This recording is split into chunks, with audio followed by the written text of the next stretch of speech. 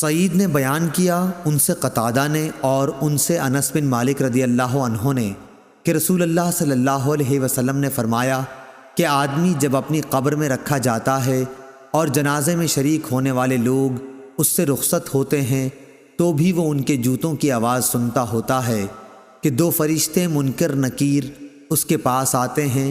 وہ اسے بٹھا کر پوچھتے ہیں کہ اس شخص یعنی محمد رسول اللہ صلی اللہ علیہ وسلم کے بارے میں تو کیا اعتقاد رکھتا تھا؟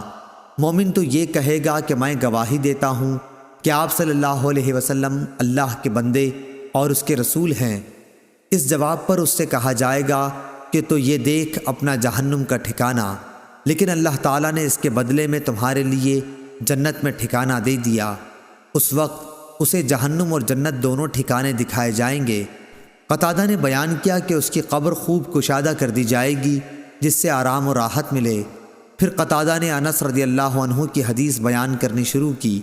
فرمایا اور منافق و کافر سے جب کہا جائے گا کہ اس شخص کے بارے میں تو کیا کہتا تھا تو وہ جواب دے گا کہ مجھے کچھ معلوم نہیں، میں بھی وہی کہتا تھا جو دوسرے لوگ کہتے تھے۔